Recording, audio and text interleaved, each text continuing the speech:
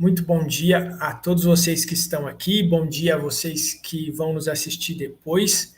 Hoje o nosso terceiro encontro do grupo de introdução de filosofia e é muito bom a gente estar juntos. Hoje a gente vai estudar sobre Platão e Sócrates, com paralelo com os sofistas e com os pré-socráticos, ver um pouco a diferença deles em relação àquilo que já passou, inclusive o período mítico. Antes da gente começar a entrar propriamente no conteúdo, a gente teve o desafio da semana passada, que foi sobre fazer um mapa mental com as principais ideias de Platão. O que mais te chama a atenção em Platão, ou em Sócrates, ou nos sofistas, se você quiser falar a respeito disso? Ou qual conhecimento você tem acerca dessas coisas que mais te chama a atenção? Quem poderia falar alguma coisa? Bem, eu me interesso mais pela questão das, como que eles falam, ideias inatas, né?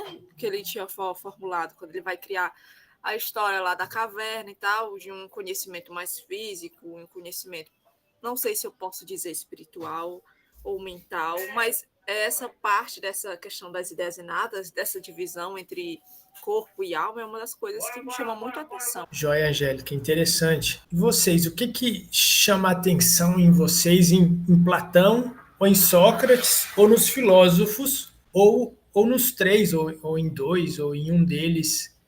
O que mais te chama a atenção, ou o que mais você acha interessante, ou o que você mais tem repulsa? O que você poderia falar a respeito disso? Todo mundo fique à vontade para quem quiser falar ou não, se quiser abrir a câmera ou não, e se quiser só mandar mensagem também, ou se não quiser falar, tranquilo. Lembrando que esse período agora é um bate-papo, né? E a gente não está olhando para o que é certo ou errado, mas as impressões que a gente teve. Inclusive a ideia de certo e errado, de verdade e de falso, é algo que a gente vai falar a respeito disso daqui. Há muitas teorias a respeito disso. Mas alguém quer falar? Poderia falar? O que mais te chama a atenção em Platão? Sócrates e Platão são os meus dois filósofos preferidos, assim, eu acho eles incríveis, né? Na minha concepção, assim, a partir deles, muita coisa foi desenvolvida na filosofia, né? Por exemplo, Sócrates, os antecessores deles ali, né? Só para a gente ter noção, né, de uma coisa, que o Tales de Mileto, ele antecedeu Sócrates 1000 anos, né? Assim, um pouco mais de 1000 anos, então era um dos pré-socráticos ali, e os pré-socráticos, eles estudavam a natureza, né? Essas coisas, e Sócrates, ele foi o primeiro a se afastar-se do estudo da natureza, né, e insistir para que a reflexão filosófica ela se dedicasse mais às questões humanas, entendeu? A dialética socrática, né, tudo isso, Sócrates, ele iniciou, para mim, ele iniciou, assim, a questão da filosofia mesmo, assim, como praxis, né, como atividade mesmo, entendeu? Platão, eu acho fascinante também, né, que foi discípulo de Sócrates ali. Eu vejo Platão assim como alguém que analisava muito ali a realidade em que ele vivia, né, dialogava muito com as tradições dele, com a religião, com a poesia, né, com os poetas ali, com a política, com a ética, com tudo ali, né, que ele via na época dele. E eu vejo Platão muito atual, assim, quando a gente lê as obras dele, né, Apologia, República, Criton, Fedro e várias outras, a gente pode perceber uma certa similaridade, né, uma certa relação com aquilo que a gente vive hoje. Então, esses dois filósofos, para mim, são gigantes, né? Não tem uma frase aí que diz que nós temos sorte, né, nós estamos sentados em ombros de gigantes, né? Alguma coisa assim. Sim. Então é mais ou menos por aí, assim, a gente tem essa possibilidade de analisar o passado, né? E tirar as nossas conclusões a partir daquilo que eles já estabeleceram, né? Já trilharam um certo caminho, né? A gente tem essa sorte aí de analisar tudo isso. Bom demais, interessante, muito legal isso, assim. A gente vive no momento que a gente tem acesso a conhecimentos que era muito difícil deles terem acesso naquela época, né? Roseilda, o que mais te chama a atenção em Oi, bom dia. Sócrates, ou Platão, ou nos filósofos, ou nos sofistas? Oi, Clênis, em todos, bom dia. Bom Não, eu dia. pedi aqui para levantar a mão, na verdade, foi para complementar a frase de que Hudson colocou, né? Que ele não sabia exatamente como era a frase. Eu também não lembro exatamente de quem é a frase, mas ela diz assim: pude ver ao longe, porque estava nos ombros dos gigantes. Pude ver ao longe, porque estava nos ombros dos gigantes. E sobre Platão e Sócrates, né? Acho que assim, um dos clássicos, né, de Platão, sobre a questão da caverna, eu acho que muito dessa questão da importância do conhecimento, sabe? Da coisa se a gente for fazer analogias com a filosofia e até com questões de ordem bíblicas, a verdade vos libertará, no sentido de busca o conhecimento, sabe? Nesse sentido, de sair dessa caverna. E assim, é uma analogia para muitas outras coisas, né? Até pela psicologia a gente pode pensar também, fazer uma análise dessa teoria da caverna, né? Com a questão do ponto de vista psicológico mesmo, até dos nossos egoísmos, das nossas vaidades também, da gente sair da gente mesmo e ver os outros ao redor. Tem muitas coisas, acho que levanta muitas possibilidades de interpretação. E com Sócrates, o que mais me admira em Sócrates, para mim, é que todos teriam direito a acesso ao conhecimento. Isso, para mim, eu acho que é o que, para mim, de tudo, eu acho que, assim, inclusive, a morte dele foi por isso, né? Defender esse direito. Então, acho que é isso, para mim, resumidamente. O joia, Roseilda, muito interessante. Essa questão do conhecimento, né? Das pessoas terem acesso ao conhecimento é muito interessante, muito forte isso em Sócrates, muito forte isso em Platão, e já era uma busca dos pré-socráticos, já existia antes dos pré-socráticos, mas foi meio que tomando uma forma mais definida e sendo usado de maneira representativa no Ocidente, né, que é onde a gente tá e onde a gente recebeu a maior influência. Mas alguém gostaria de falar alguma coisa? Não, aqui me lembrei de outra coisa também, né? A questão da educação pública. Eu disse a vocês, né, assim, que o meu conhecimento de filosofia ainda era muito pouco. A gente estudou filosofia a partir da educação. Não os filósofos em si, mas a representação e a importância do pensamento dos filósofos em educação. E aí, lembrar a questão de que a educação, quando começou efetivamente, também começou como sendo paga, né? Então, o acesso à educação era para quem tinha, para quem detinha posses. E aí, Sócrates, ele dava as aulas dele em praça pública. Então, porque ele achava que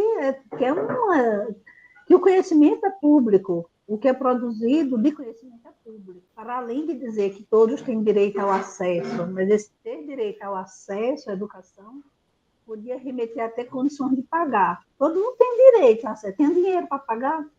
Que pague, né?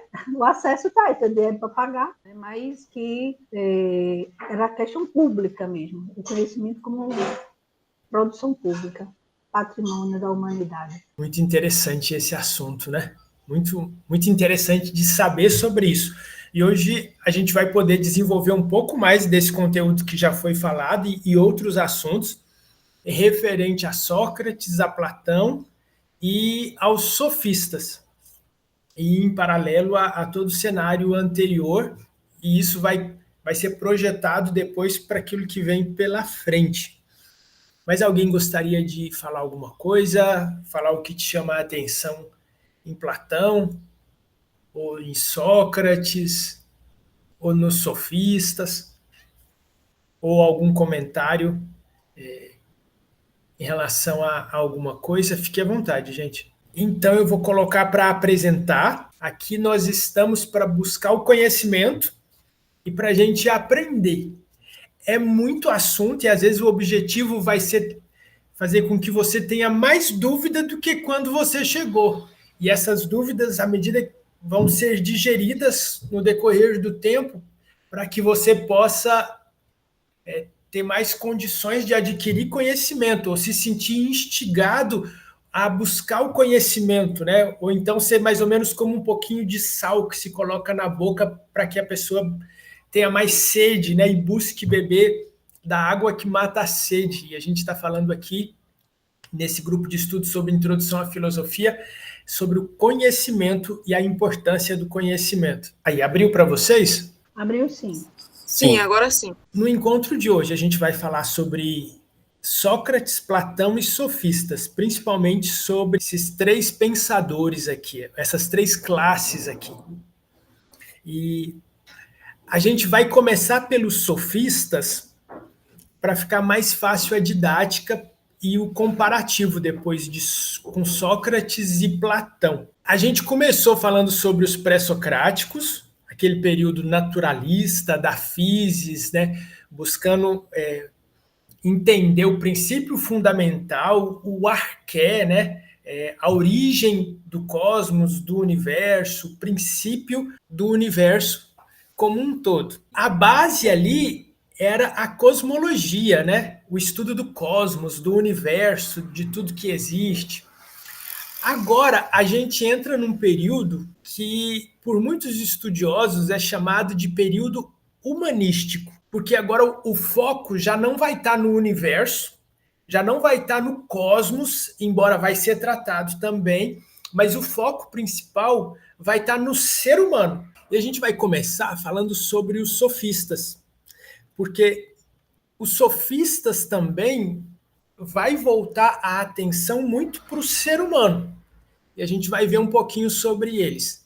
Os sofistas, ele vai descolar o eixo da reflexão, que antes estava na physis, no arqué, para o ser humano. Essa já é uma passagem muito grande. Lembra que quando a gente estava lá nos pré-socráticos, teve aquela passagem do período mítico para o período cosmológico. Embora tenha traços do mítico no cosmológico, mas a ênfase ali estava no cosmos. Nos pré-socráticos, houve aquele pulo, aquele salto entre o período mítico e o período cosmológico, que era a busca pelo entendimento de qual a origem do universo, na qual o ser humano está incluído. Agora, no período humanístico, o foco vai estar no ser humano. E os sofistas colocaram esse foco também no ser humano, por isso eles estão incluídos aqui. E os sofistas, como a gente já falou, eles também deslocam o eixo da physis para o ser humano e colocando o ser humano como foco da reflexão. E o que vai se estudar a respeito do ser humano? A vida, o que é o ser humano, o que é a vida humana, e o ser humano é visto como parte da sociedade, ele não é visto de forma isolada. O ser humano é visto como parte da sociedade. Lembra que no período pré-socrático, o ser humano é visto como parte do cosmos.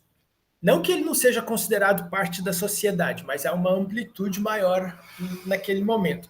Nesse momento, fecha-se um pouco mais o foco e vai ser colocado no ser humano, e o ser humano colocado como parte dessa sociedade. O ser humano, de certa forma, ele não se vê fora da sociedade. O senso de coletividade nessa época é muito forte. E a gente está numa época agora que é falado muito sobre o individualismo, a presença do individualismo nesses dias. E naquela época era muito forte a presença do coletivo e de buscar pensar o todo.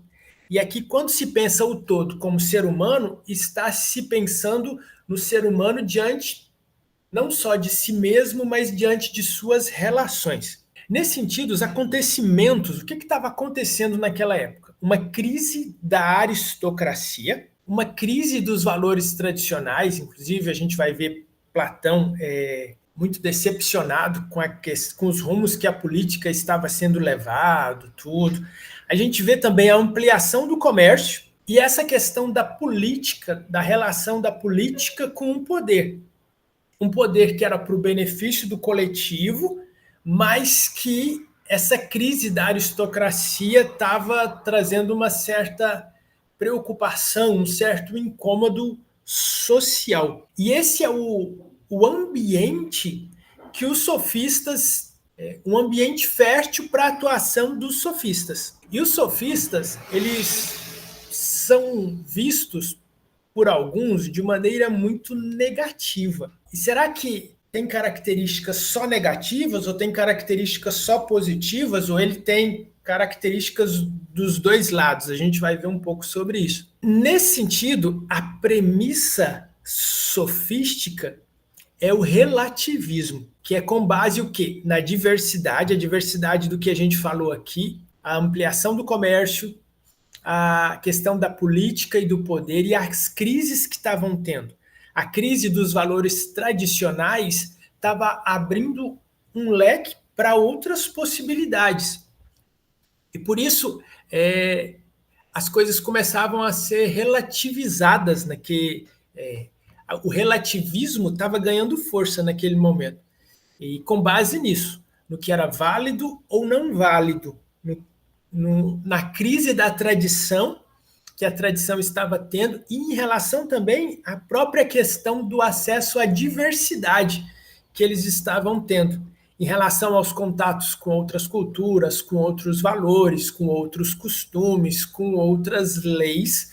Isso tudo estava mostrando contextos diferentes e modos de vida diferentes. Então, o que passava pela cabeça de muitos? Dá a entender que eles viam que não parecia que havia um certo, parecia que havia maneiras das pessoas compreenderem o que era certo. Lembra dos pré-socráticos, né? Alguns falavam que tudo é mudança, e aí eles viam mudanças diferentes em relação a concepções do que seria verdade. Então já fica assim, mas o que será a verdade? E esse ambiente começou a fazer com que os sofistas pudessem... Sofistas é uma palavra que, na sua origem inicial aqui, está relacionado a sábio, a ser sábio, aquele que tem sabedoria. E nesse sentido, diante, entre aspas, meio que daquela bagunça que estava acontecendo ali, daqueles questionamentos que estavam acontecendo, os sofistas meio que dão voz à diversidade e começa a trazer teorias para a explicação do diferente. E diante dessa questão que a gente comentou, do relativismo. E por isso, e para que isso tivesse um peso maior, ou a interpretação disso para a compreensão do que fizesse sentido, a verdade tinha que ser relativa. Porque alguns estavam querendo ter a posse da verdade e, como eles estavam vendo contextos diferentes, para que a diversidade pudesse ter voz, e para que houvesse uma explicação que pudesse dar entendimento a essas coisas diferentes, eles começaram a ver a verdade deve ser relativa, deve ser de acordo com, não com os valores tradicionais, mas com essa descoberta de um mundo novo. Porque havia o que estava acontecendo lá, naquela região, em Atenas, né, sobretudo ali em relação ao contexto que a gente estava estudando, e essa descoberta de um mundo novo, ou pelo menos a busca dessa descoberta de um mundo novo, né, do período mítico para o período cosmológico, e agora buscando entender um pouco mais quem é esse ser humano. O próprio ser humano que estava buscando resposta no cosmos queria entender quem ele era, porque, de certa forma, isso vai ajudar até ele entender o que está fora dele. Nesse sentido, algumas características dos sofistas naquela época. Eles participaram na difusão do saber. Por quê? Antes, o saber e o acesso ao saber estava muito restrito à aristocracia. E os sofistas, eles estavam buscando levar e difundir o saber, tanto é que eles eram itinerantes, viajantes, e buscavam levar esse saber. E o objetivo deles era um objetivo prático.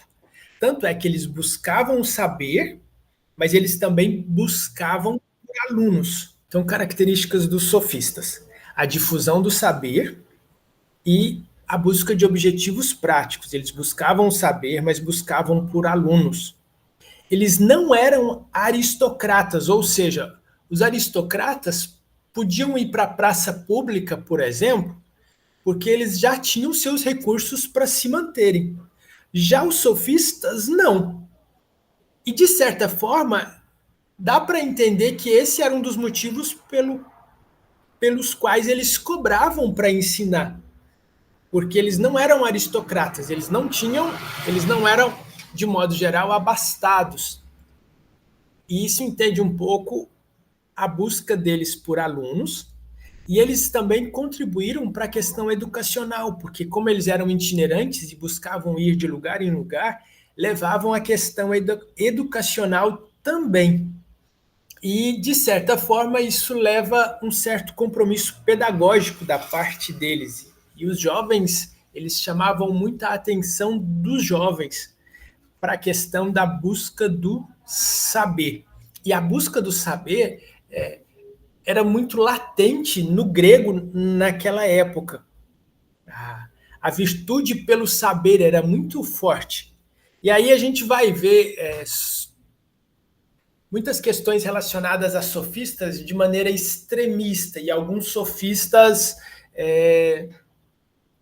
levando a alguns absolutos que não significa que corresponde a todos os sofistas. Nesse sentido, o saber para o sofista era uma profissão. E isso era escândalo para os antigos. Por quê? Porque o saber tinha que ser desinteressado e tinha que ser o saber pelo saber. Aí ver uma pessoa fazendo do saber uma profissão, ficava parecendo que essa pessoa era o quê? Interesseira. E o saber aqui já não era só o saber pelo saber, era o saber por algo diferente do saber, ou por algo também para além do próprio saber, porque eles cobravam pelo saber. Então o interesse não era só o saber pelo saber, o interesse também era o saber pelo dinheiro, ou pela própria manutenção deles, pela própria sobrevivência deles. Vamos tentar ver um pouco nos nossos dias. O professor, ele recebe para dar aula nos nossos dias, porque senão ele morre de fome, ou senão ele vai ter que arrumar outro emprego para as suas despesas. Mas se ele arruma outro emprego para o seu sustento, o seu tempo vai ficar comprometido. Aí imagina um trabalhador que passa o dia, às vezes, trabalhando em algo para ter o seu sustento, já chega no final do dia cansado. E nesse sentido, ao mesmo tempo que era escândalo para os antigos, porque o saber tinha que ser esse saber, né, desinteressado, esse saber assim, eu quero saber pelo próprio saber, e por isso eu converso, eu dialogo e eu busco o conhecimento. Só que a gente está num contexto onde tudo era muito restrito e muito difícil. Talvez isso levou eles a serem mal interpretados, ou talvez houvesse muito exageros por parte de alguns, ou talvez todos, ou a maioria, né, não tivesse um compromisso com a verdade, esse tipo de coisa. Mas vale a pena a reflexão e o questionamento do que seria positivo e negativo em relação aos sofistas. Nesse sentido, uma das contribuições, vamos dizer assim, em relação aos sofistas, seria em relação à liberdade. Porque eles buscavam se desvencilhar, né? Eles não estavam presos nas tradições e nem nas normas de comportamento, né? Nem códigos, nem crenças, nem regras e nem normas. Isso tem um lado positivo, mas também tem um lado perigoso. E aí pode cair no relativismo extremo, que corre o risco de, às vezes, negar tudo. Ou, às vezes, dizer que a própria verdade não existe. Ou, às vezes, dizer que inclusive, nada existe. A gente vai ver isso acontecendo com alguns sofistas. Mas essa questão, às vezes, de me colocar fora de verdades absolutas ou de verdades pré-estabelecidas e questionar a realidade, a gente já via isso nos pré-socráticos. Porque quando a explicação do mundo estava restrita aos deuses e aos mitos, os pré-socráticos meio que tiveram que dar um passo atrás para que pudesse ter uma liberdade de amplitude maior. E aqui a gente vê já os sofistas dando mais um passo atrás e questionando tradições, comportamentos, códigos, crenças, regras, normas, leis. Até um certo ponto, eles estavam fazendo isso. Os sofistas, eles podem ser divididos em 3 gerações. A primeira geração, aqueles que pensam a realidade, a gente vai ver alguns sofistas que são referências em relação a isso, inclusive alguns autores os colocam dentro dessa referência dos pré-socráticos. A gente não tratou deles na aula passada, porque a gente vai tratar deles agora. Por isso que a gente não os colocou lá junto com os outros pré-socráticos. Os sofistas da segunda geração está relacionado, eles eram chamados de erísticos, né? Da argumentação, que busca da sustentação e prova argumentativa. E eram identificados pelo seu desinteresse com o conteúdo. Como questionavam muito essa questão de tradições, de comportamentos, de códigos, de regras, dá margem para entender que muitos foram se afastando muito do conteúdo.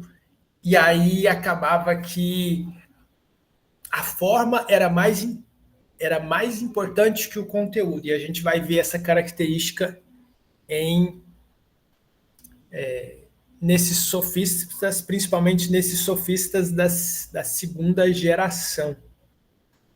E nos sofistas da terceira geração, é muito forte a questão política. Lembra que a política está relacionada ao poder, né? E quem tem o poder manda.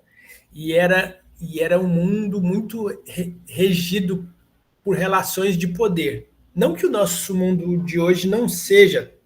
Talvez o nosso mundo hoje seja só um pouco mais mascarado, né, em relação àquele tempo. Talvez naquele tempo fosse mais tudo mais objetivo, né? Tudo mais assim, tivesse tudo mais em relevo, assim, as diferenças, as distinções. Agora a gente vai falar sobre o sofista mais famoso, que foi Protágoras, que viveu em 491 a.C. a 481 a.C. Ele questionava muito o absoluto, e foi do absoluto para o subjetivo. E esse subjetivo tem uma relação muito forte com o relativismo, porque a verdade meio que vai estar condicionada a uma pessoa, ou a um grupo de pessoas, ou a um grupo social, ou algo relacionado a isso. E não necessariamente a verdade propriamente dita. Protágoras é aquele que vai dizer aquela máxima que o homem é a medida de todas as coisas. É bem interessante algumas coisas que ele fala, sabe? Oi, Você está com uma apresentação em tela? Oi? Você está com uma apresentação em tela? Estou em apresentação de tela. Você está vendo? Você está vendo o slide? Não, só vejo você, não vejo a apresentação. Não sei as outras pessoas. Pessoal, vocês estão vendo os slides? Sim. Sim. Deixa eu ver o que aconteceu aqui. Talvez você tenha que selecionar a parte que está apresentando, Rosailda. Vamos ver aqui, obrigada. Tá ok? Deixa eu ver uma frase. Tem uma frase aqui que eu anotei de Protágoras, que eu acabei não colocando ela não colocando ela aqui no slide. Deixa eu só pegar essa frase aqui, uma frase interessante e que completa isso que eu estava falando aqui. A frase é assim, uma frase clássica de Protágoras é: o homem é a medida de todas as coisas, daquelas que são por aquilo que são, e daquelas que não são por aquilo que não são. Isso fala um pouco, ou fala muito, sobre o pensamento sofista. E isso mostra muito o foco sendo colocado no humano. Por isso que os sofistas entram dentro dessa classificação humanística, né? desse foco humanístico, do refletir humanístico. O conhecimento sendo refletido de maneira humanística, colocando o homem como o centro, ou como o foco da atenção. Outro filósofo sofista, ou sofista, ou pré-socrático, muito conhecido, foi Górgias. E Górgias, ele chegava a negar a realidade, ele dizia que nada existia, indo para um niilismo. E ele meio que colocava esse niilismo em 3 bases, e ele nasceu em 485 a.C. a 375 a.C. E essas 3 bases deles, que estava relacionado ao ser, uma era que o ser não existe. O outra, ele dizia que se existisse, não era conhecível. E mesmo que a gente pudesse pensar sobre isso, não tinha como expressar, porque estava muito para além. Enquanto Protágoras, ele acreditava na verdade, só que a verdade era relativa. Já Górgias, ele dizia que nada existia. Isso tudo aqui, a verdade nem existe. E aí, por isso que isso mostra um pouco essa questão do desapego pelo conteúdo e, às vezes, o apego pela forma de muitos sofistas. E agora, a gente vai entrar em Sócrates. Sócrates é um marco para a filosofia antiga e continua sendo um marco até os dias de hoje no estudo do conhecimento. Vamos ver um pouco sobre Sócrates. Ele nasceu em 470 ou 469 a.C. e morreu por volta de 399 a.C. Era admirado por alguns e odiado por outros. E a gente vai ver um pouco sobre isso, o porquê disso. E ele nasceu em Atenas. Sócrates traz para o centro da atenção a problemática do humano, sobre quem é o humano. Os sofistas meio que tangenciaram um pouco isso, o que era humano. Mas eles não adentraram nessa questão de quem é humano, mas sim naquilo que meio que estava circunscrito ao humano. E aí por isso eles falavam que a verdade era relativa e começavam a olhar para o ser humano, mas muito baseado num conhecimento que fosse servir o ser humano. A ênfase parece que estava mais nisso do que no próprio entendimento do ser humano. E essa talvez seja uma dúvida e um questionamento para a gente buscar saber mais em relação a eles. E a gente já vê em relação a Sócrates essa problemática sendo muito enfatizada, sendo muito focada, porque Sócrates queria saber não só quem ele era, mas quem era o ser humano. Por que não estava focado em quem eu sou, mas quem é o humano? Porque a noção de social e de coletivo era muito forte. E Sócrates não escreveu nada, toda a sua filosofia, todo o seu conhecimento tinha como base o diálogo e a oralidade. E aí o que a gente sabe-se dele é por outros filósofos, sobretudo por Platão. Alguns chegam a questionar se ele existiu de fato ou não, mas quando a gente vai ver os escritos de pessoas que citaram eles, os estudiosos veem muita evidência para dizer que ele existiu. Assim como os sofistas, há pouca coisa relacionada aos sofistas, mas a gente vê muitos filósofos citando os sofistas daquela época, reforçando a existência da trajetória deles naquele período. Sócrates. Lembra que antes, no período naturalista, no período da physis, né, o foco estava no cosmos. Em Sócrates, de uma maneira bem mais profunda e como realidade última, o foco vai estar no ser humano. Né? O conhecimento do ser humano como realidade última. O que é o ser humano, né? Nas suas bases, nos seus fundamentos aqui. Seria uma espécie de arqué do humano. Nesse sentido, Sócrates meio que vai dividir o ser humano em alma e corpo. O sujeito e o instrumento. O sujeito é o humano. O instrumento é o corpo que esse humano habita. O sujeito se serve do corpo, segundo o entendimento do que Sócrates dizia. O sujeito se serve do corpo e o instrumento, que é o corpo, é usado pela alma. A alma vai ser, a gente vai falar mais sobre ela depois, mas a alma meio que o centro do sujeito, ou ela meio que performa aquilo que se entende por sujeito. Aí a gente vai ver essa dicotomia agora, né? Essa separação alma e corpo. Aí a gente vê, ao mesmo tempo que a noção de coletivo, de unidade, do todo, de se fazer parte, era muito forte. Aí a gente vê aqui agora que as coisas começam a mudar agora. Há uma distinção entre alma e corpo. E em que isso vai desdobrar e os pontos positivos e negativos? É uma indagação que vale a pena a gente buscar refletir nessa sequência.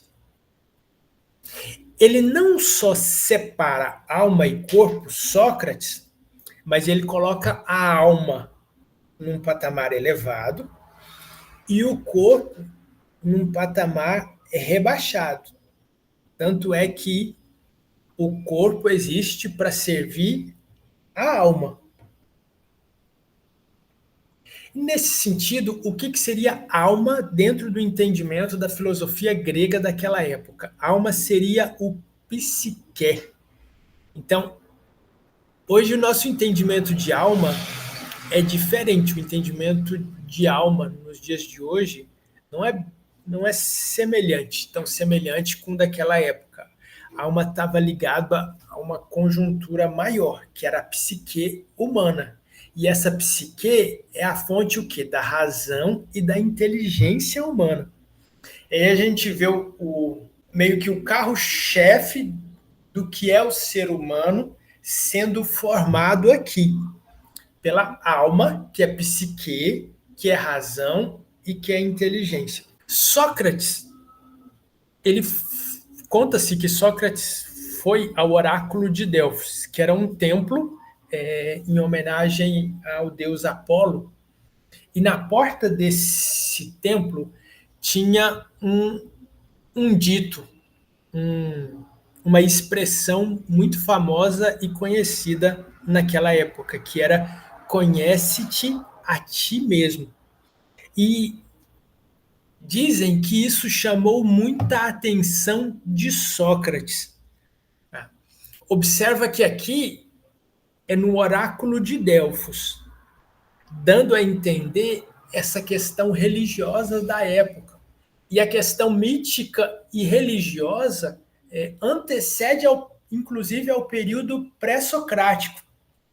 Mas a gente vê, mesmo nesse período, essa característica daquela sociedade, da sociedade grega, buscar levar o homem a ter conhecimento de si.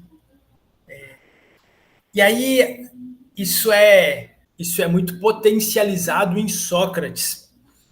E a gente vê Sócrates, né, buscando o exercício da a atividade da busca do conhecimento para se conhecer a ti mesmo, conhecer o que é o ser humano. E isso vai ter um papel muito grande, a necessidade de conhecer. Lembrando nos dias de hoje, que fala-se muito da importância, nos nossos dias de hoje, fala-se muito da importância do autoconhecimento. E olha, isso já era valorizado, inclusive dentro do aspecto da religião grega.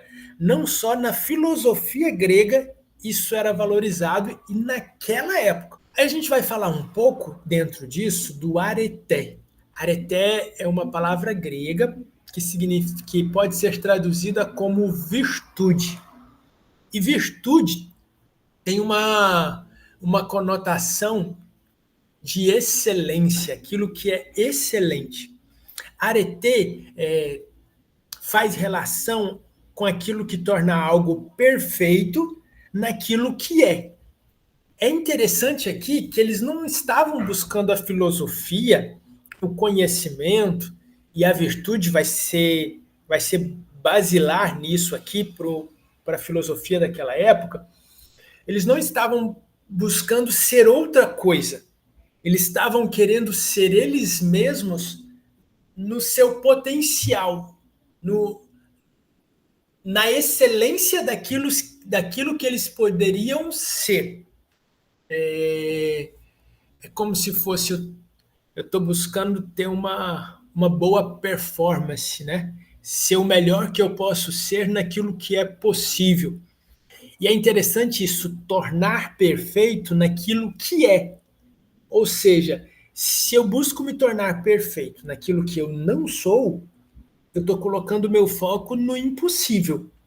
E aqui a gente vê presente neles, ainda que de uma maneira indireta, aquilo que era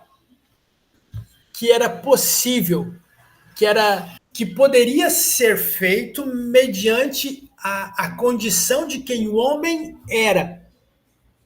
E é interessante a gente pensar sobre isso em relação até a gente mesmo hoje, porque nos dias de hoje ainda se fala sobre isso. E a necessidade disso é muito enfatizada nos dias de hoje, como se fosse assim algo como se fosse uma necessidade emergente dos nossos dias. Lenison. Oi? Oi. Não, isso contextualizando o que você está colocando, né, exatamente com os dias atuais. A gente escuta muito, do ponto de vista sendo virtuoso, né, você buscar a melhor versão de si mesmo. É uma que a gente escuta muito, né? Procure ser a sua melhor versão. Eu acho que vai dentro dessa mesma perspectiva, trazendo o pensamento da época para o contexto atual, dentro do que você está colocando, né? Sejamos nossas melhores versões. Sim, faz sentido. E é interessante que aqui isso não está ligado à religiosidade aqui, né? Aqui Sócrates está colocando isso e dando ênfase nisso, não dentro de um contexto religioso, mas dentro de um contexto do homem fazer a melhor escolha. Quem é sábio é sábio e pode escolher o que é melhor para si. Aqui a virtude ela não tem um cunho religioso, ela tem um cunho de sabedoria. E isso para o grego era muito claro, pelo menos para boa parte deles, né? Ou pelo menos era a mensagem que Sócrates estava querendo levar e disseminar entre eles. Porque se a virtude busca tornar o homem perfeito naquilo que ele é, e se esse era um ideal que Sócrates estava buscando para si, e ele não se via separado do todo, separado da sociedade, era algo que ele estava buscando espalhar para a sociedade ateniense, para o meio pelo qual ele era Uno, ele fazia parte, era o ambiente de vida para ele, juntamente com os outros. É interessante isso. Né? E aí ele vai falar sobre várias virtudes. A virtude relacionada ao humano, a virtude relacionada ao cão, a virtude relacionada ao cavalo. Fala-se um pouco que a virtude, né, ou uma forte virtude relacionada ao cão, é ele ser um bom guardião. Uma virtude relacionada ao cavalo é correr, né? E a virtude relacionada ao humano, dentro da filosofia socrática, estava relacionada ao quê? À alma. Porque lembra lá atrás, quando a gente viu que para ele a alma deveria conduzir o corpo, era o carro-chefe. E a alma aqui era psique. E psique é a questão da fonte da razão e da intelectualidade. Então, e o que seria essa virtude relacionada à alma? O que a alma, qual seria onde a alma poderia chegar em relação à virtude? Se tornar boa e perfeita. E a gente vai ver a questão da ideia do bem, né? E a ideia do bem está muito relacionada àquilo que é bom e àquilo que é perfeito. Então, a alma, segundo eles, existia para ser boa e perfeita. Boa é aquilo que algo que é bom é algo, dá essa ideia de que é excelente naquilo que é. Por exemplo, uma faca boa, ela é excelente na sua condição de ser faca, né? Ela corta bem, ela corta de um jeito bom, eficiente. E havia todo um contexto de indagação em relação à razão de ser das coisas. E a razão de ser da alma era ser boa e perfeita. Ou pelo menos caminhar na busca daquilo que é bom e perfeito, se desenvolvendo nesse sentido. Porque para ele a virtude, ou melhor, como se chega à virtude? Por base do conhecimento.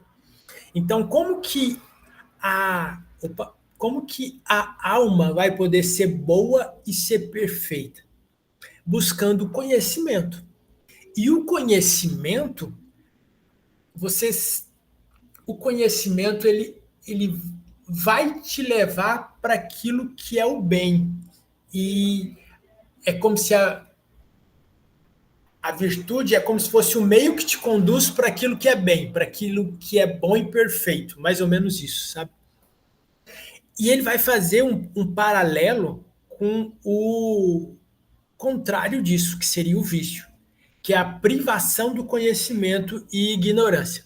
Vê a ideia que a filosofia socrática tem de vício. Não é o vício propriamente dito, mas é como se o vício propriamente dito, em A, B, C ou D, é só meio, não é causa. Como se a causa fosse o quê? A privação do conhecimento. O que leva ao vício seria a ignorância, a falta de conhecimento. E nisso a gente vê Sócrates fazendo uma revolução de valores na sua época. Por quê? Antes o foco estava muito no exterior. Tá certo que o ser humano fazia... Clemson, antes de você dar continuidade a essa parte aí, eu queria com a questão do cigarro. Sim. O vício, né, ele seria resultado da falta de...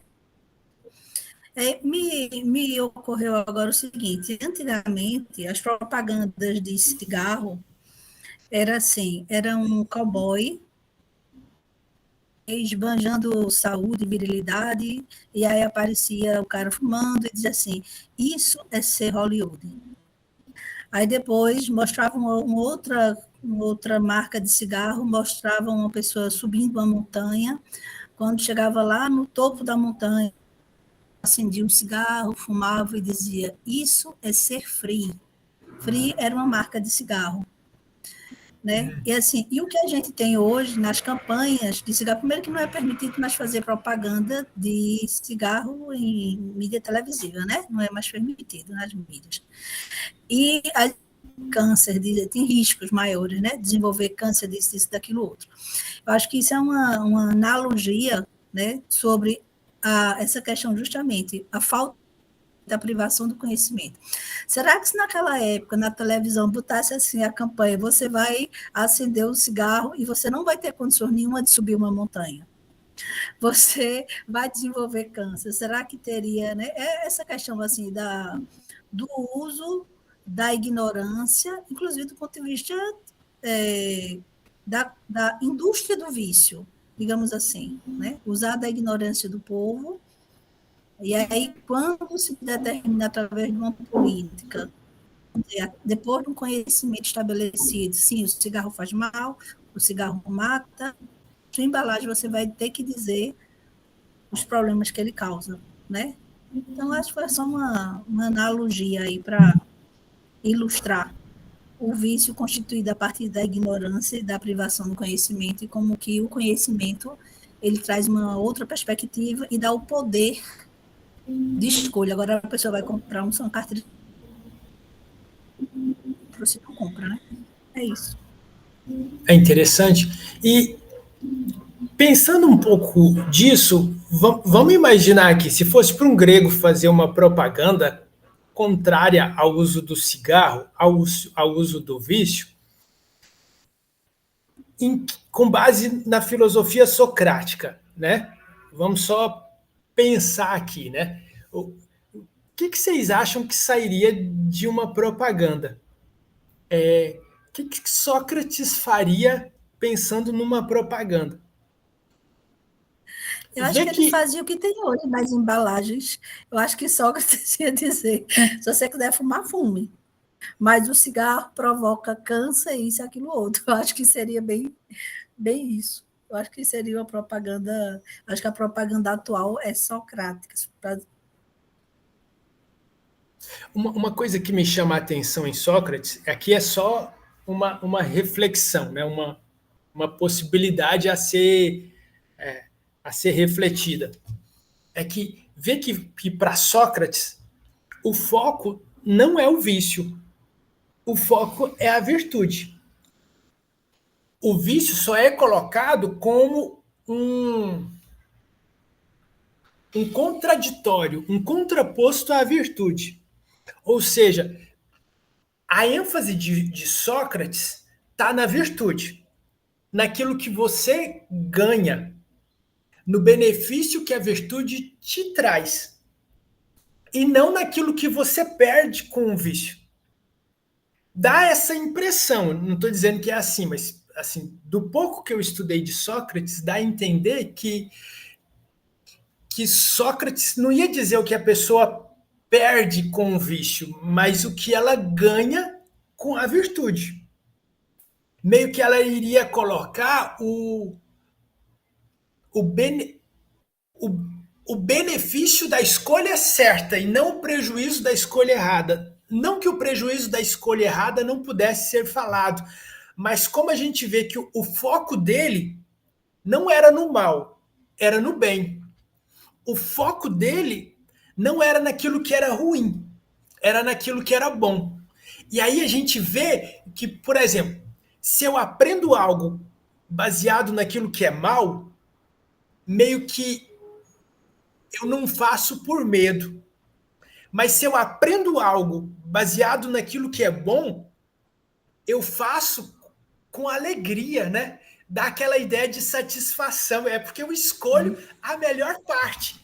E não porque eu estou renunciando àquilo que é ruim. Passa um pouco na minha cabeça essa ideia com base no que Sócrates fala.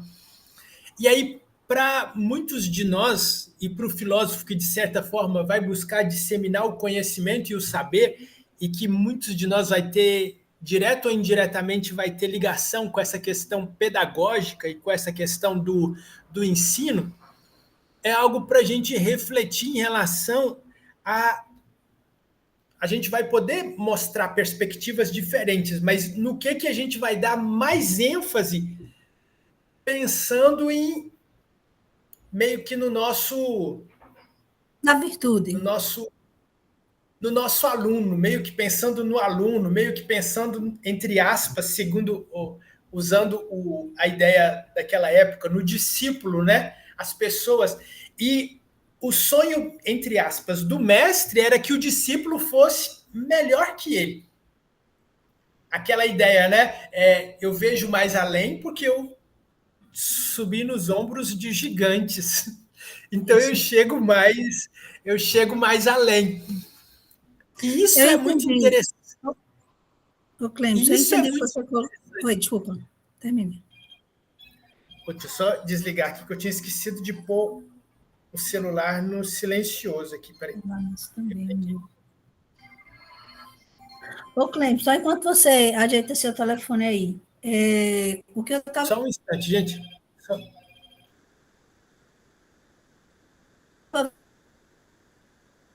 Oi, escuta?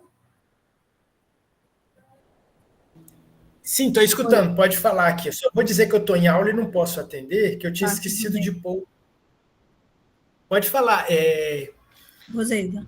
Pode falar, não, Roseida. Se mais alguém quiser falar ou mostrar alguma perspectiva.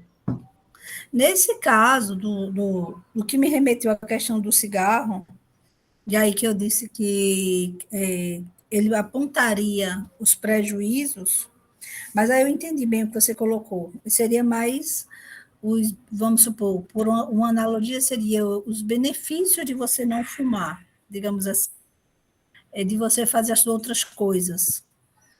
Não pensando no mal, mas pensando no bem. Eu entendi. E aí, como você bem colocou, que na fala dele cabia o contraditório, entende? Então, eu acho que ele valorizaria, sim, a virtude, pelo prazer da virtude, mas ele, até para poder, seria uma campanha para o cigarro, né? Certamente ele não ia promover o cigarro, né? Não ia promover, mas ele apoia como poder de escolha, que você pode, fazendo isso aqui, você tem isso. Né? Você vai poder respirar melhor, você pode ter uma perspectiva de melhor qualidade de vida e outras coisas mais. Mas fazendo isso aqui, você vai ter outro caminho, é um caminho que vai comprometer sua capacidade respiratória e entre as outras coisas todas que a gente já sabe. Eu acho que ele apontaria as duas coisas, né? Com essa reflexão que você aponta. Eu imagino que ele vai buscar dar uma visão holística, né? Porque o filósofo busca muito isso, ter uma visão do todo, né? É uma característica muito forte. A gente vê nos pré-socráticos ele querendo ter uma visão do todo como universo e o princípio que dá origem a esse todo. E eu imagino que ele vai abordar esse todo e imagino aqui a gente está só indagando mesmo, assim, é algo bem tipo assim, só dialogando a respeito, né? O que será que Sócrates faria, tá? Eu imagino um pouco ele talvez levando a pessoa para um estágio anterior que precedesse o vício à virtude e pondo ela naquela berlinda de escolha e ela vendo qual caminho seria melhor em relação ao destino que ela queria, sabe? O que vocês acham? Vocês que estão aí. Eu acredito que Sócrates ele lidaria com o vício do cigarro da mesma maneira que ele lidaria com os outros tipos de vícios que existiam na época dele. Por exemplo, a ética socrática ela é muito intelectualista, entendeu? Ele dizia assim que uma vida que não é submetida a exame não merece ser vivida, né? Então tudo que ele fazia com base na razão. Então ele passou a vida advogando em favor da justiça, da ética, das virtudes. E ele chega a falar nas obras dele sobre alguns tipos de vícios, né? E ele, por exemplo, aqueles vícios em que você não tem domínio de si mesmo, né?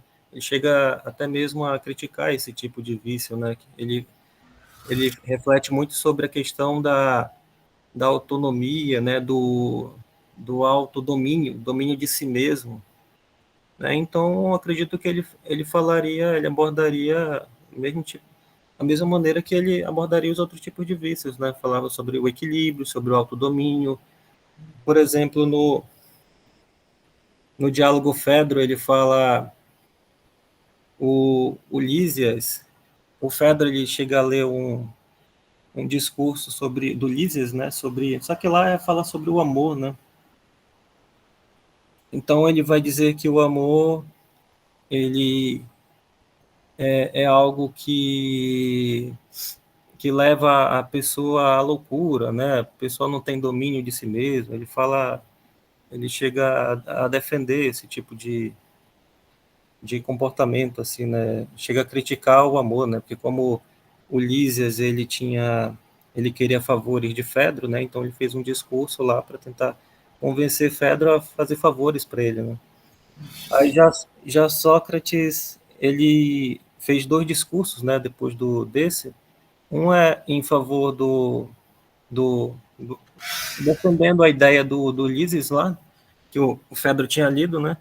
Aí depois ele viu que estava fazendo coisa errada ali, que ele estava ofendendo aos deuses, aí quando ele estava indo embora, ele recebeu um sinal divino lá, acabou voltando né, e fez um outro discurso em favor de Eros, né, em favor do amor lá, dizendo enfim, então o que eu estou querendo dizer mesmo, sei que eu fugi um pouco do assunto aí, mas ele fala sobre essa questão, né, de autodomínio, você dominar os seus impulsos, né, os seus desejos carnais em favor de desejos que vão beneficiar a sua alma, né, porque tudo que ele fazia era em favor da alma, né, da razão, da capacidade cognitiva, assim, que ele tinha, né. É interessante isso, né, Raidson? A gente tinha parado aqui, né, na questão do vício, privação do conhecimento, ignorância. Quer dizer que é como se o vício não tivesse um conteúdo em si mesmo, porque ele é falta, ele é privação. Dá um pouco a ideia de vazio, né? Às vezes, essa ideia de que é igual, tem um texto que eles dizem muito que é de Einstein, que diz que o mal é a ausência do bem, o frio é a ausência de calor e a escuridão é a ausência de luz. É como se ela não existisse em si mesmo, é como se fosse um estado de vazio. E dá a impressão, nessa filosofia de Sócrates, que se o vício é privação do conhecimento, ele só reflete falta do bem, mas de certa forma ele não existe, ele só mostra o que acontece quando o bem não está presente. Mais ou menos isso passa essa ideia, sabe? E nessa questão, Sócrates faz uma revolução de valores. Por quê? Antes estava muito focado no exterior, pensando na sociedade, pensando no. O foco estava muito ligado àquilo que estava para além do homem, para além do ser humano. Eles colocam muito homem, mas eu estou colocando mais humano porque por parecer mais adequado assim. A revolução de valores, porque antes estava muito voltado para o exterior, a riqueza, a fama, o corpo, ou o cosmos, né? O homem fazia parte do cosmos, mas a ideia desse todo levava o homem muito para fora. Com Sócrates, leva o homem, o ser humano. Com Sócrates, leva o ser humano muito para o interior.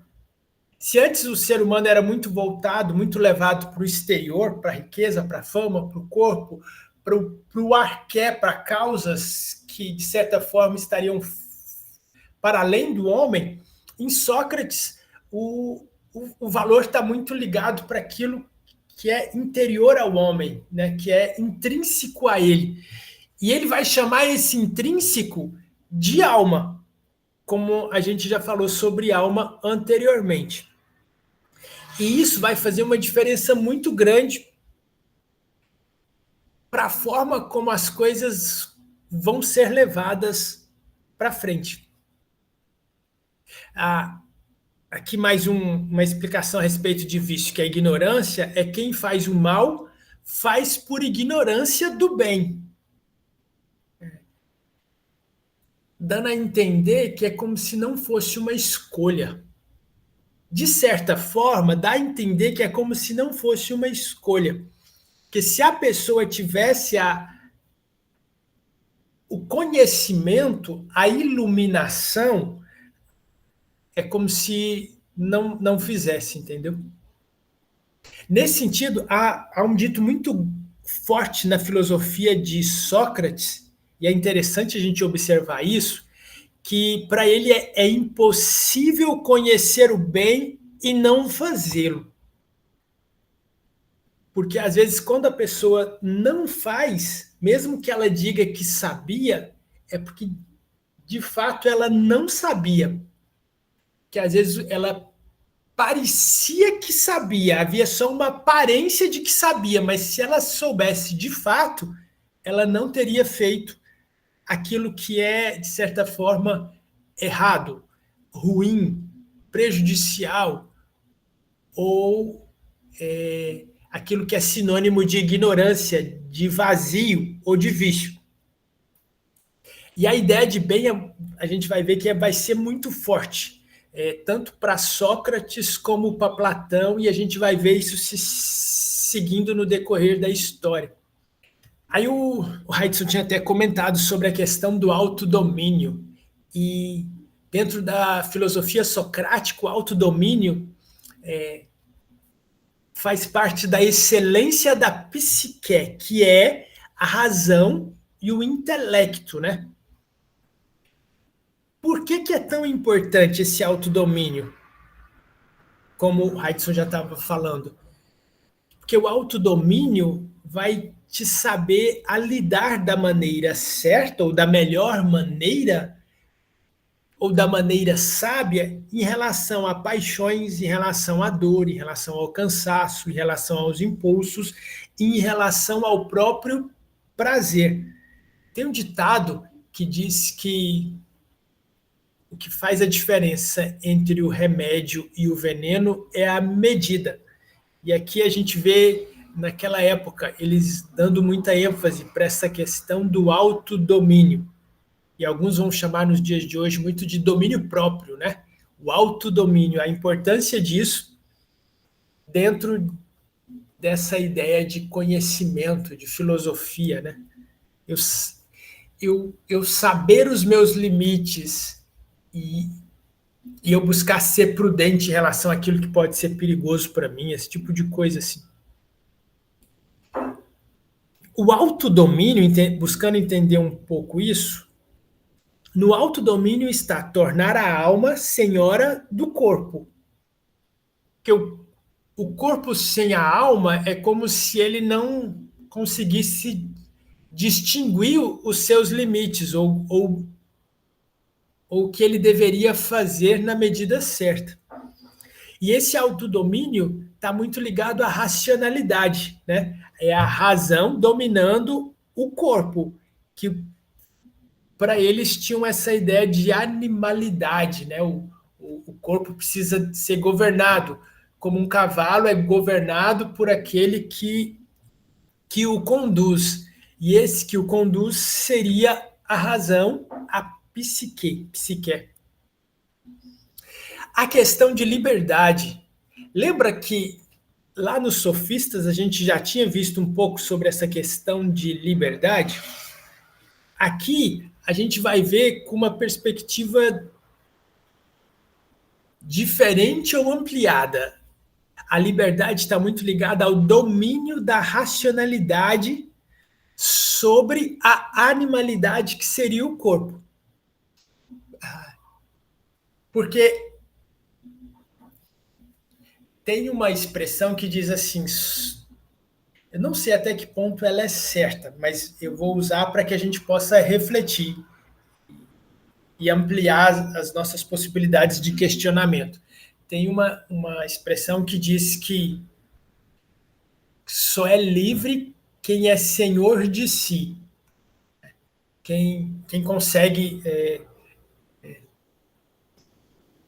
dominar a si mesmo, né? Quem tem as rédeas da sua própria vida. Meio que a liberdade tivesse esse contorno. E aqui a gente vê eles colocando liberdade mais ou menos nisso, né? O domínio da racionalidade sobre a animalidade, porque a razão, segundo eles, não estaria no corpo, mas estaria na psique. Vai ser questionável essa distinção ou não, mas aqui talvez fosse colocado de forma didática para o homem refletir pedagogicamente sobre essa diferença entre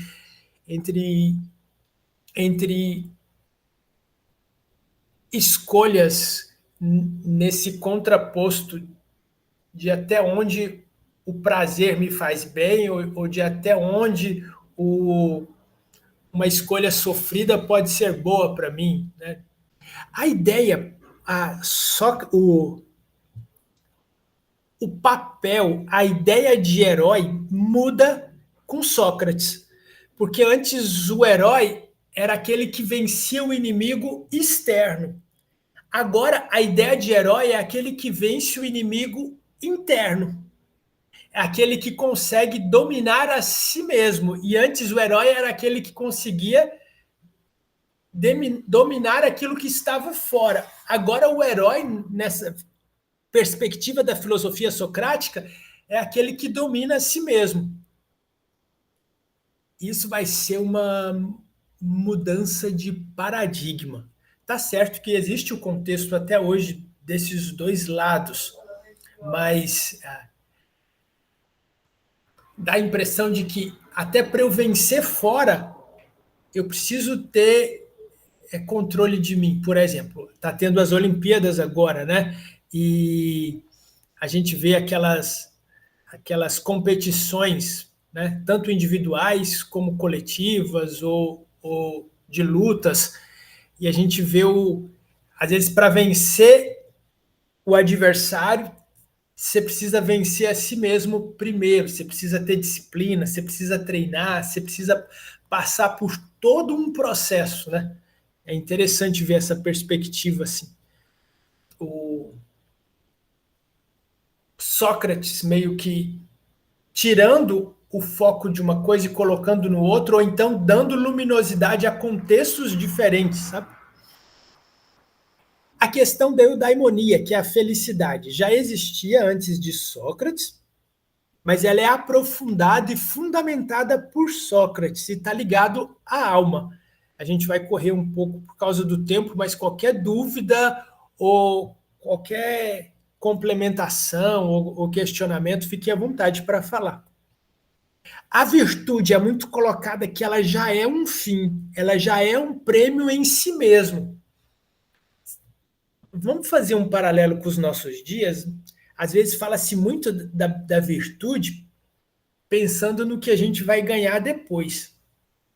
Mas na filosofia socrática, a virtude ela já é um benefício em si mesmo.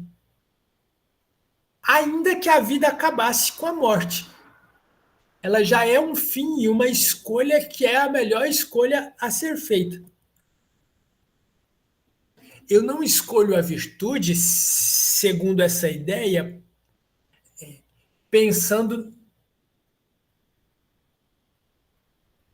como uma troca para eu receber algo melhor depois, porque a própria escolha da virtude já é o melhor que eu escolho. Sócrates coloca o ser humano muito como um artífice, né? Aquele que vai moldar ou escolher o rumo que vai dar para algo. E esse algo pode ser tanto a felicidade como a infelicidade. A felicidade está ligada à virtude, a infelicidade vai estar ligada ao vício. Aí a gente vê essa ideia de mostrando um contexto geral, né, das coisas assim. O método socrático é muito ligado ao exame de alma e prestar contas de si, que por sinal a si mesmo.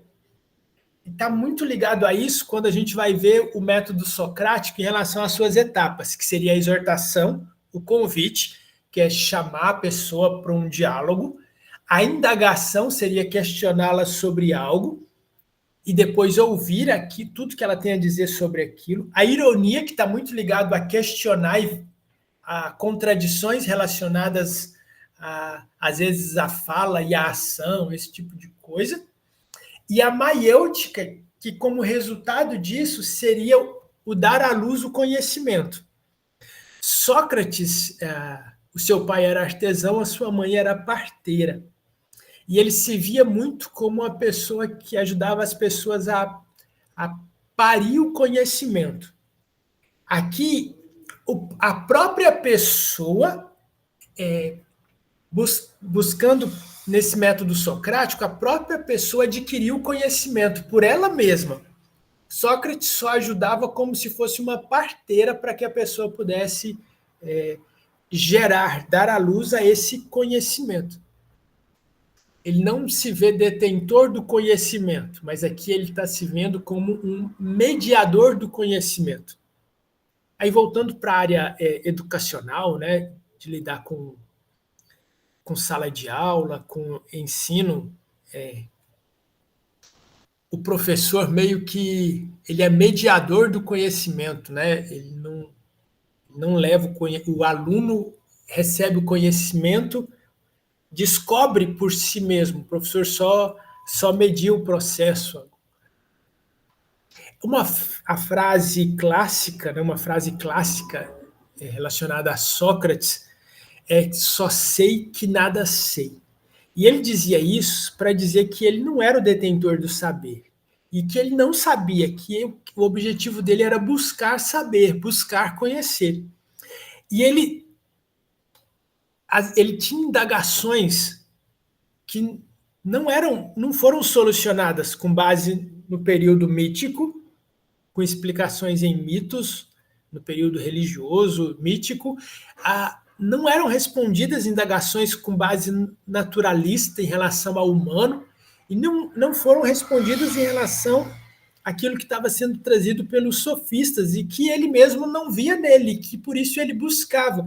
E esse só sei que nada sei é como se fosse a abertura de espaço para receber.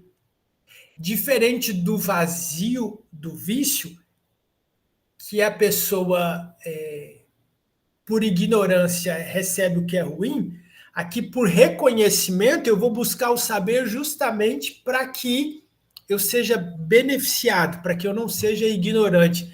E o primeiro passo é reconhecer que não sei, porque se eu reconheço que sei, eu me fecho para saber, porque eu já acho que estou sabendo das coisas. Platão, discípulo de Sócrates, vamos ver um pouco sobre o que Platão falava.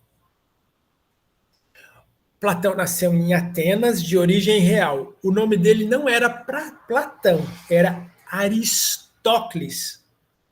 Platão era o apelido, e vem de uma palavra grega que se chama platos, que fala amplitude. Alguns vão dizer, talvez, pela amplitude, né, do conhecimento, do estilo de vida que ele vivia, e alguns vão dizer que talvez esteja relacionada à sua testa ser ampla, né? E aí lembra um pouco uma ideia de bullying, né? E os escritos platônicos, assim como a filosofia socrática, a filosofia platônica evidenciada em escritos, porque Sócrates não teve escritos, mas também era baseada no diálogo. Por quê? Por que a base tanto de Sócrates como do Platão, por que a base deles era o diálogo? O que vocês acham, gente? Deixa eu sair daqui. Eu gostaria de ouvir a resposta de vocês em relação a isso. Por que já pararam para pensar por que a base da filosofia deles está relacionada ao diálogo? Tanto na oralidade de Sócrates, a base é o diálogo, como na oralidade na escrita de Platão, a base também é o diálogo. O que vocês acham disso? Para vocês, o que está por trás disso? Alguém gostaria ou poderia falar? Eu vou esperar para ver se alguém fala primeiro, porque eu sou muito falante. Aí depois, se ninguém falar, eu falo. Tranquilo, Roseildo. Aqui o Heidson tinha posto que Sócrates acreditava que a ignorância é a causa de todos os males. Sim, interessante isso, Heidson. Como isso, essa ideia parece que era clara para ele, né? Que a ignorância é a causa dos males. Assim. Porque já parou para pensar que até quando uma pessoa faz algo mal, parece que ela está buscando o bem de alguma forma, mas está buscando o bem de uma forma errada e acaba se frustrando no êxito daquilo que ela se propõe. Pode falar, Roseilda. Eu estava pensando aqui na pergunta que você fez, né? Porque Sócrates e Platão buscavam o diálogo, né? Principalmente e primeiramente só com essa coisa do conhece primeiro a ti mesmo, né? E pensando no contraditório, é como assim. E pensando em Platão, com a questão da teoria da caverna, o outro significa também você sair de si mesmo. Assim, na minha interpretação aqui, sabe? Eu acho que é também isso. Quem mais, gente? Por que vocês acham que tanto Sócrates como Platão, por que a base da filosofia deles era dialógica? Por que vocês acham que Sócrates, a base dele era o diálogo na oralidade, e Platão, na oralidade e na escrita, a base também era o diálogo. Tanto nos escritos de Platão são diálogos, né, na sua maioria. Por que será? O que vocês acham? Eu penso que o mito, por exemplo, o mito, né? Os mitos, eles eram uma fonte muito importante de propagação de conhecimento, né? Digamos assim. No caso do Platão, para ele já não se tratava mais de uma transmissão de um saber, né? Por exemplo, nos mitos, né? Transmissão de um saber que um sábio comunicava aos seus discípulos, né? Iam transmitindo assim, né? Para os seus filhos, para os seus netos, enfim, aos seus discípulos, aos seus filhos, né? Netos. Mas não se tratava mais dessa transmissão de saber, né? De um sábio que comunicava aos outros assim. Mas para ele já se tratava de uma construção de um saber comum que os homens procuravam juntos, entendeu? De um diálogo, de um saber que era construído através do diálogo, da confrontação de ideias, entendeu? Diferentes ali, que a partir disso você poderia crescer intelectualmente. Então acredito que seja mais ou menos por aí que ele pensava. O que eu tenho ouvido, lido e ouvido, vai muito nisso que vocês estavam falando. O diálogo parece que leva o conhecimento para a instância do cotidiano, do usual, né? O diálogo fala muito dessa relação entre, no caso, pessoas, e o conhecimento mediando relação entre pessoas. O conhecimento tendo como base aquilo que é o cotidiano, que é o usual, aquilo que é a vivência na qual nós estamos inseridos. Passa muito essa ideia e do pouco que eu li e que eu ouvi a respeito, tem se falado muito sobre isso, sabe? Os escritos platônicos com base no diálogo e um jogo de perguntas e respostas, assim como em Sócrates, né? Perguntar, ouvir a resposta da pessoa, questionar, ver se há contradição. E, no geral, os escritos de platônicos têm Sócrates como personagem e também tem interlocutores, ou seja, outros personagens também. E, não raro, os escritos platônicos, nos diálogos de Platão, ele conversa com o próprio leitor. É algo de trazer proximidade, né?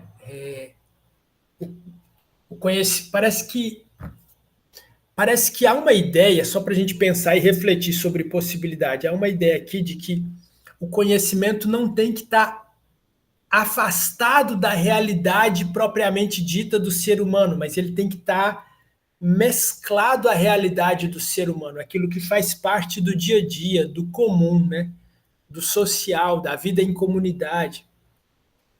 Os escritos platônicos, dando continuidade, fala do pensamento platônico, pensamento de Platão, fala da influência nos seus escritos. Tem a influência de Sócrates, vai ter sobre a influência da tradição e do contexto de sua época, né, do ambiente, e vai ter também sobre os desafios acerca da vida. E são muitos desafios, né? Para quem questiona, para quem busca saber o sentido, a razão, conhecer, há muitos desafios e questionamentos. Platão foi o primeiro filósofo a construir uma escola física, chamado de academia, e o mundo das ideias, né? Vamos para o mundo das ideias. Esse palavrão aqui, hiperurânio, é uma palavra que, inclusive, é um termo usado lá no Fedro, que faz referência ao mundo das ideias, que seria o lugar onde as ideias habitam. E esse lugar é acima do céu. Esse lugar diz respeito à realidade, meio que fosse a realidade última das coisas. Talvez dê para a gente colocar assim, como se fosse uma espécie de arqué, a realidade última das coisas. E faz menção àquilo que é inteligível, que só pode ser adquirido com base na ideia, na inteligência, na psique. E as causas de natureza, e esse hiperurânio diz respeito a causas de natureza não física, tanto é que tem um lugar acima do céu e faz parte do mundo das ideias. E o mundo das ideias é um ponto central na filosofia platônica. Essa ideia do mundo sensível e do mundo suprassensível ou mundo das ideias. E o que seriam as ideias? As ideias vai fazer referência ao mundo das ideias, a todo um contexto relacionado às ideias, faz relação ao verdadeiro ser. E eles vão dizer que é o ser em si e o ser por si. O que é a coisa em si mesma ou por si mesma? Platão questionava e buscava conhecimento a respeito disso. E filosofou e racionalizou a respeito disso, tendo como panorama as suas teorias a respeito do mundo das ideias. E as ideias são vistas como a essência das coisas. E visto como um paradigma, né? Como o molde e o modelo pelo qual as outras coisas, por sinal, são feitas. A ideia para Platão é o ser por excelência. As outras coisas vão ser cópias, e a gente vai ver isso aqui. A ideia é o que faz com que cada coisa seja o que é. Segundo a filosofia platônica, ideia seria isso. E segundo o mundo das ideias, a definição vai ser essa. Aquilo que o pensamento pensa quando liberto do sensível. Vê que lá em Sócrates havia aquela distinção entre psique e instrumento. Psique estava relacionado à alma e instrumento estava relacionado a corpo. Aqui a gente vê em Platão meio que um paralelo com aquilo, que é o sensível e o suprassensível. A ideia, aquilo que o pensamento pensa quando liberto do sensível, ou seja, uma separação entre as duas coisas.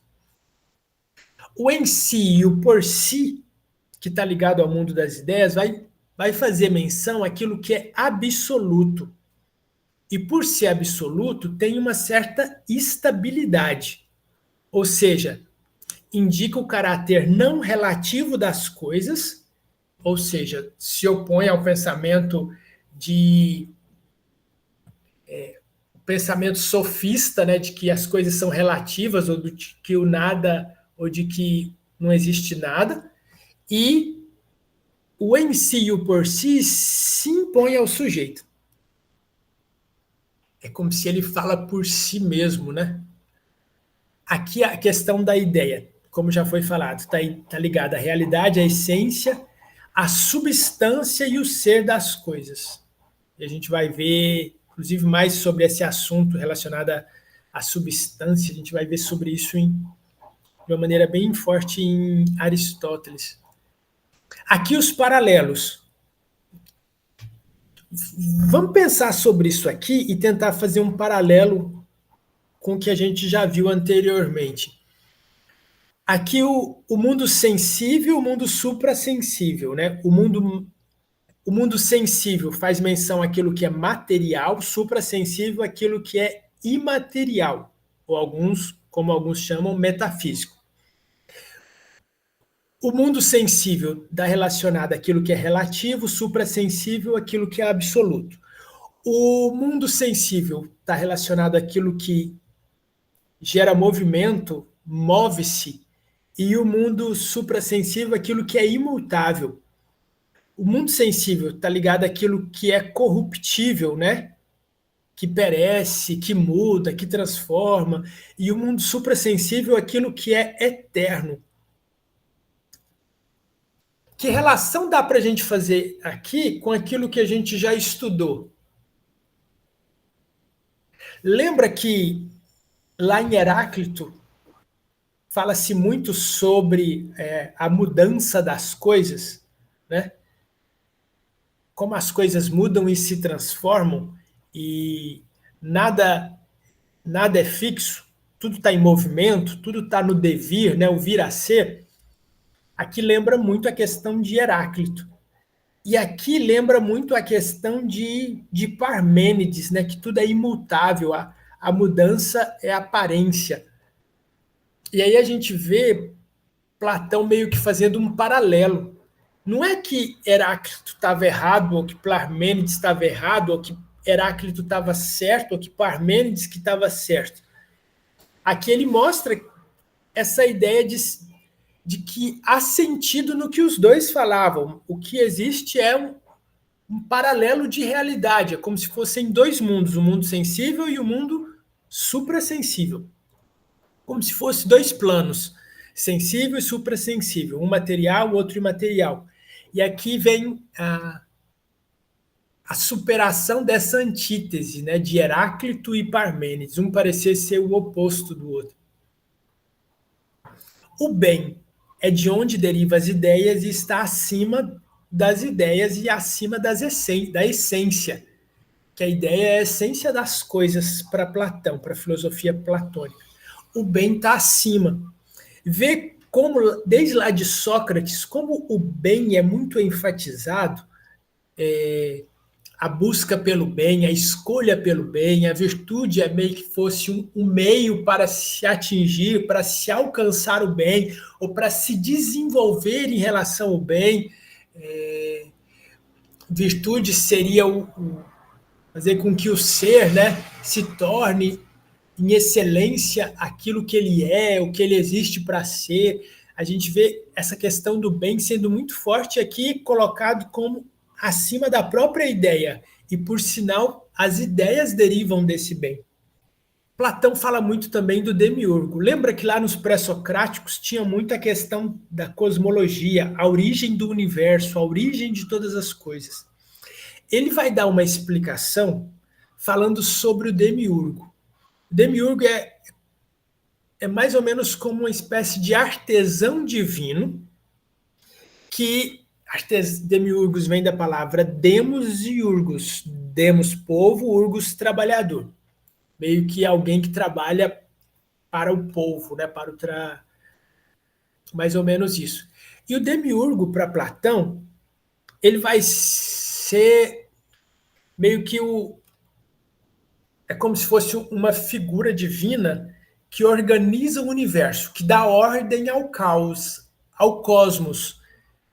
Ele organiza a matéria, ele é o princípio organizador do universo. Ele modela a realidade, ele não a cria.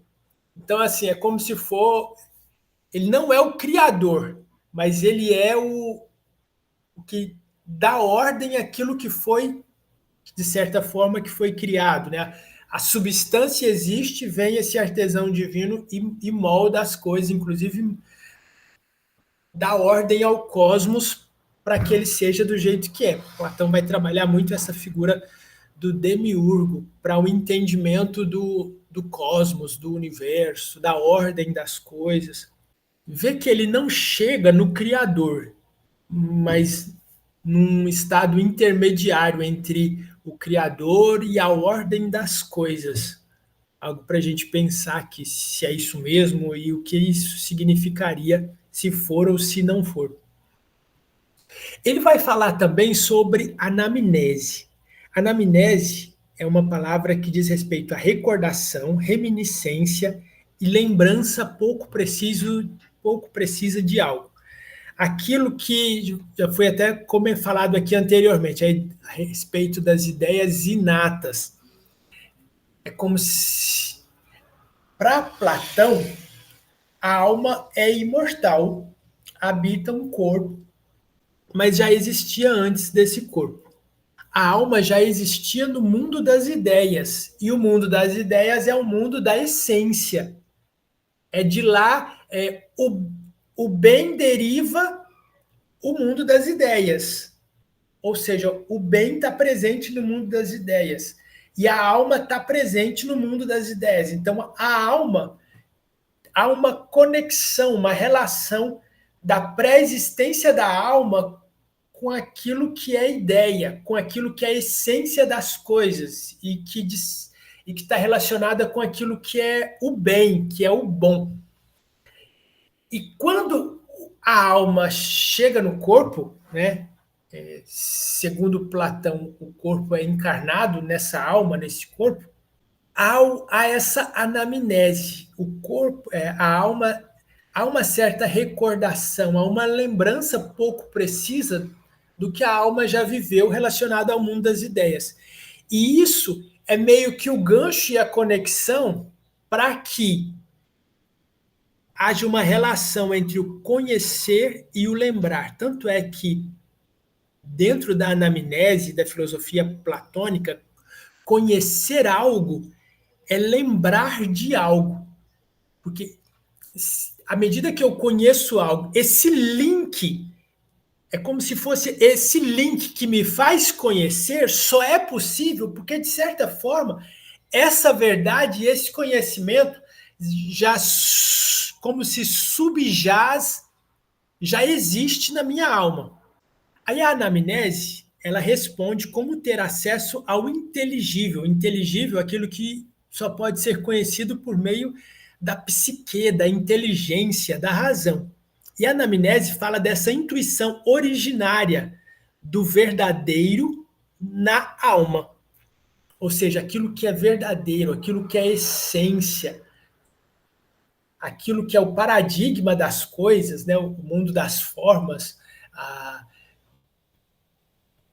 já existe, né, de certa forma, na minha alma. E por isso que eu consigo conhecer, fazer esse link de saber, aquele tal do eureka, né? E onde entra a dialética? A dialética é um processo relacionado a diálogo e racionalidade que tem por objetivo a elevação da alma, ou seja, o processo de transição entre aparência sensível e realidades inteligíveis. Ou seja, eu poder conhecer melhor as coisas, não com base na sua aparência, mas com base na sua essência, na sua realidade inteligível, na sua ideia, que é como se fosse o arqué que dá origem às coisas. Platão também vai usar o termo mimesis. Mimesis é imitação da realidade. O suprassensível, o sensível para Platão é mímese, que é uma cópia do mundo das ideias. É imitação, né? É o mundo das formas, a essência, o paradigma é o modelo, é a forma. E quando eu coloco isso nesse contexto que o corpo está, é só uma representação, uma reprodução de algo. Platão vai falar muito sobre essa mimesis também.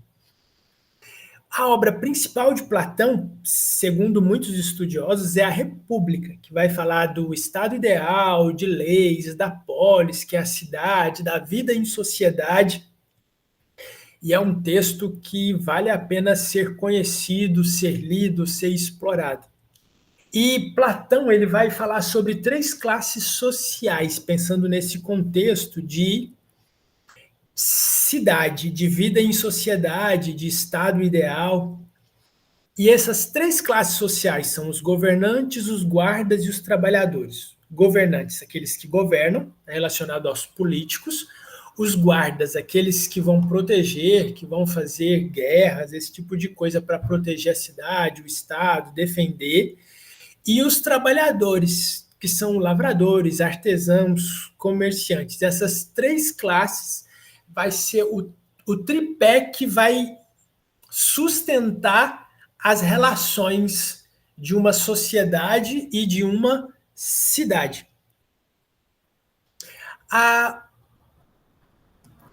O mito da caverna é um dos clássicos de Platão, que está lá na obra da República. E vai falar muito sobre aparência e realidade, essa ideia de pessoas acorrentadas numa caverna, que olham para o fundo da caverna, para a parede, e que ao passarem pessoas pela entrada da caverna, a imagem dessas pessoas e das coisas que essas pessoas levam, a sombra é refletida no muro interior da caverna e as pessoas pensam que aquilo é a realidade, que a sombra é a realidade. Platão vai fazer um paralelo com isso em relação ao mundo sensível, o mundo suprassensível, a questão da busca do conhecimento, da verdade, sobre a importância de conhecer a verdade, a essência das coisas, ao mundo das ideias. E o que é o ser humano para Platão? Também é alma, né, psique, é razão e o eu consciente, muito semelhante àquilo que já foi visto em Sócrates. E o desafio da semana, o desafio do nosso próximo encontro vai ser dar uma olhada nas categorias de Aristóteles e ver o que faz sentido e o que não faz sentido para você nas categorias de Aristóteles, tá bom? E muito obrigado. Fiquem à vontade. Eu estou começando a ficar receosa de querer falar, Clemson, porque assim, eu parto sempre do princípio que eu tenho muitas perguntas. Isso é bom. Eu tenho muitas perguntas. É que teve uma propaganda um tempo atrás, acho que muito tempo atrás, que falava que não são as respostas, mas são as perguntas que movimentam o mundo, né? Que movimenta a sociedade, algo nesse sentido, assim, eu achei interessante ver as pessoas falar sobre essa propaganda e tudo. Mas é muito bom a gente ver as reverberações, né, do que as perguntas provocam. Eu quero agradecer a presença de todos vocês que aqui estão. Eu quero agradecer a presença de você que vai assistir esse vídeo depois. Nós estamos no 3º encontro, está sendo gravado. Temos os vídeos no canal do Genefil. Entre em contato para saber mais. Nos siga nas redes sociais. Queremos agradecer o Genefil. Queremos agradecer o apoio que temos recebido da UFT, o apoio que temos recebido do professor José Soares. Queremos agradecer a presença das pessoas que estão buscando conhecimento. Obrigado às pessoas do grupo de introdução à filosofia no WhatsApp. Sejam todos bem-vindos. Para conhecer, para participar, para saber mais, entre em contato. O Instagram do Genefil é genefil_oficial. Entre em contato e busque saber mais. Seja muito bem-vindo, será muito bem-vindo. Um grande abraço a todos vocês e até a próxima.